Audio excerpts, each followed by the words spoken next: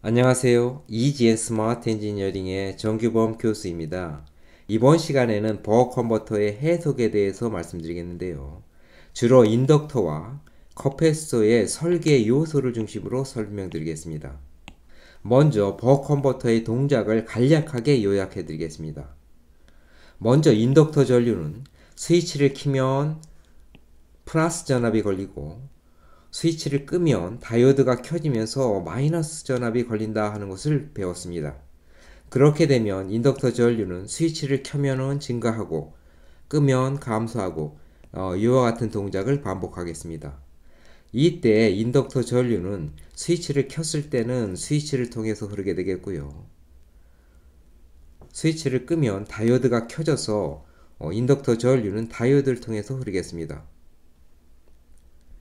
한편 다이오드에 걸린 전압은 스위치를 켰을 때는 입력 전압이 되고요. 스위치를 끄면 0V가 되겠습니다. 바로 이와 같이 되겠습니다. 스위치에 걸린 전압은 스위치를 켰을 때는 0V가 되고요. 껐을 때는 입력 전압이 되겠습니다.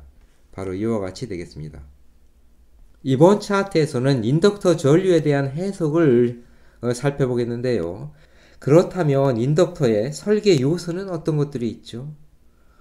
지난 시간에 말씀드린 바와 같이 인덕턴스와 인덕터 전류의 평균값이 주로 인덕터 에너지와 관련된 요소가 되겠고요. 인덕터 손실과 관련해서 주파수, 델타 IL이 있겠습니다. 한편 인덕터 전류의 평균과 전류 변동폭을 알면 최대 전류와 최소 전류도 알 수 있겠죠. 이와 같은 것이 인덕터 전류의 설계 요소가 되겠습니다. 그렇다면 인덕터 전류의 평균값은 어떻게 되죠? 노드 A에서 살펴보면 들어오는 전류, 즉 인덕터 전류는 나가는 전류, 즉 커패시터 전류와 부하 전류의 합이 되겠습니다. 따라서 들어오는 전류, 즉 인덕터 전류의 평균값은 나가는 전류, 즉 커패시터 전류의 평균값과 출력 전류를 더한 값, 출력 전류의 평균값을 더한 값이 되겠습니다. 이때 커패시터의 평균값은 어떻게 된다고 했죠? 커패시터의 평균값은 정상 상태에서 0이 되겠습니다. 왜냐하면 커패시터에 흐르는 전류의 평균이 0보다 크면 커패시터는 계속 충전이 되겠고요. 커패시터에 흐르는 평균 전류가 마이너스가 되면 커패시터는 방전해서 커패시터는 계속 전압이 떨어지게 되겠습니다. 따라서 정상 상태를 유지하려면 커패시터에 흐르는 평균 전류는 0이 되겠습니다. 따라서 인덕터 전류의 평균은 어떻게 되죠? 출력 전류의 평균이 되겠습니다. 즉 인덕터 전류의 평균은 출력 전류의 평균이 되겠죠. 왜냐하면 커패시터 전류의 평균이 0이 되기 때문입니다. 따라서 인덕터 전류의 평균값은 출력 전류의 평균이 되겠고 부하가 저항인 경우에는 R분의 V0가 되겠습니다. 우리는 출력 전압을 일정하게 제어하기 때문에 출력 전압의 평균이 대략 일정하게 되겠죠. 이와 같은 경우에는 R분의 V0가 되겠습니다. 이번 차트에서는 인덕터 전류에 대한 전류 변동폭에 대해서 살펴보겠습니다. 그렇다면 전류 변동폭이라는 것은 무엇이죠? 인덕터 전류가 인덕터에 걸리는 전압이 플러스일 때는 전압이 상승하고 마이너스일 때는 전류가 하강하게 되겠습니다. 따라서 인덕터 전류의 상승폭은 이와 같이 되겠고요. 하강폭은 이와 같이 되겠습니다. 따라서 인덕터 전류의 변동폭은 인덕터 전류가 상승하거나 하강하는 이와 같은 폭이 되겠습니다. 그렇다면 이와 같은 전류 변동폭은 어떻게 구하죠?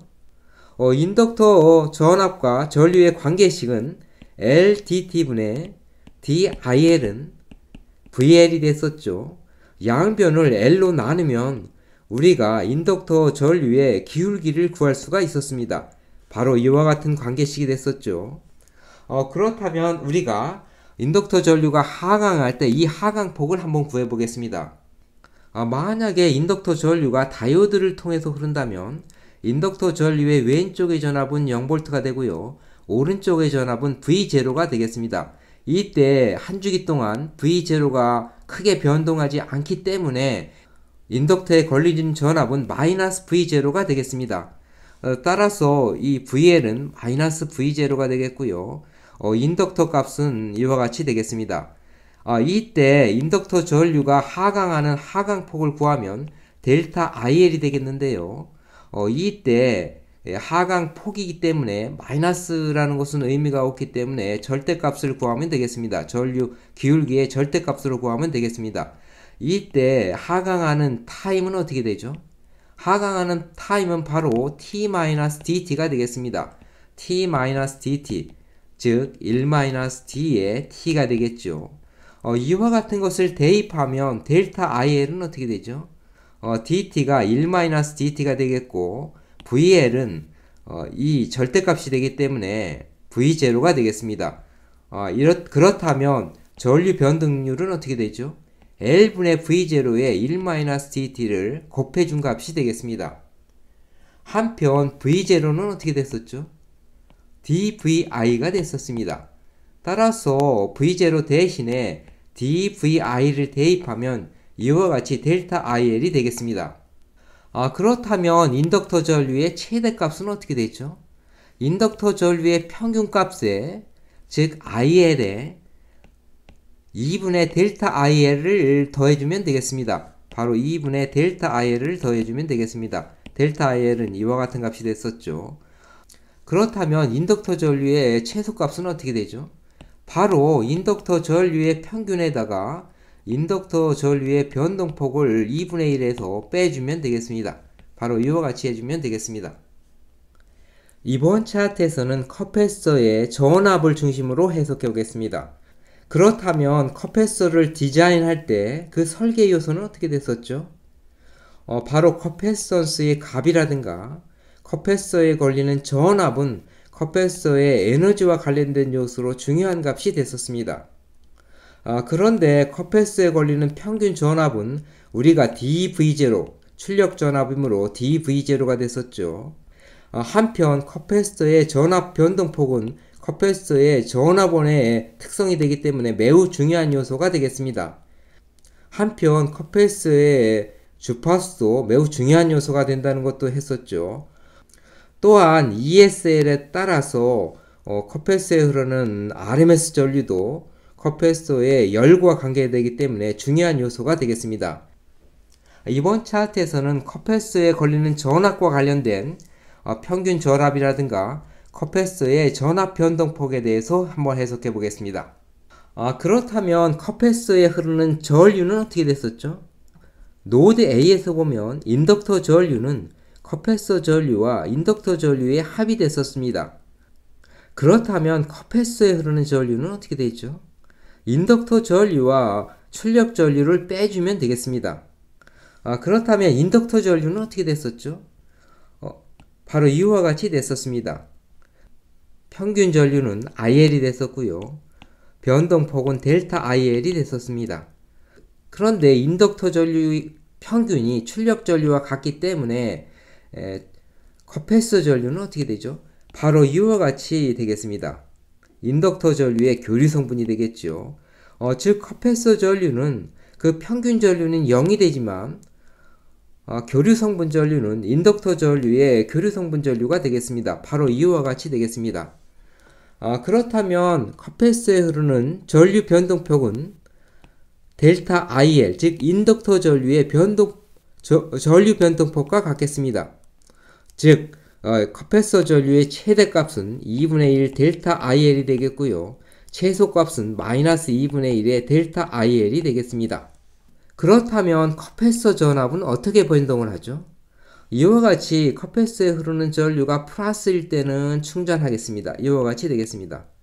커패서에 흐르는 전류가 마이너스일 때는 방전하게 되겠습니다. 바로 이와 같이 되겠습니다. 그런데 커패서에 흐르는 전류가 일정하지 않기 때문에 커패서에 흐르는 전류가 크면은 그 기울기가 충전하는 기울기가 높겠고요. 커패서에 흐르는 전류가 매우 작을 때는 충전하는 기울기가 작겠습니다. 바로 이와 같이 되겠죠. 그렇다면 이와 같은 충전과 방전, 이 폭은 어떻게 되겠죠? 이 폭은 충전하는 전류가 일정하다고 생각하고 구한 그 값과 같겠습니다. 바로 이와 같이 구한 값과 같겠습니다. 그렇다면 이와 같은 컴패서가 충전할 때 충전 폭에 대해서 한번 구해 보겠습니다. 그렇다면 컴패서의 전압 전류 관계식은 어떻게 됐었죠? 바로 CDT분의 DVC는 IC가 됐었습니다. 이때 컴패서 전압은 출력 전압이 됐었죠.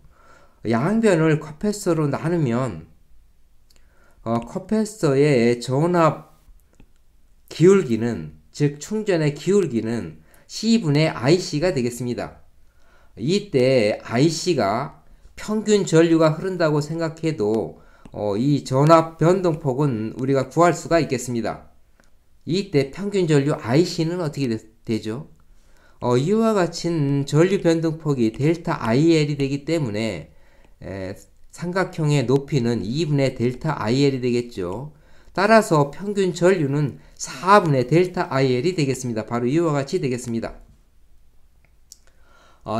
이때 충전하는 시간은 어떻게 되죠? 반주기 동안은 충전하고 반주기 동안은 방전하게 되겠습니다. 즉 2분의 t가 되겠습니다. 충전하는 시간은 바로 2분의 t가 되겠죠. 전압 변동은 델타 V0가 되겠습니다. 이와 같이 평균 전류 dt 델타 V0를 대입하면 델타 V0는 C분의 4분의 델타 IL에 dt, 즉 2분의 t를 곱해주면 되겠습니다. 이와 같이 해주면 바로 8C분의 델타 IL t가 되겠습니다. 자, 이번 시간에는 버크컨버터의 해석에 대해서 살펴봤습니다. 여러분 시청해 주셔서 감사합니다.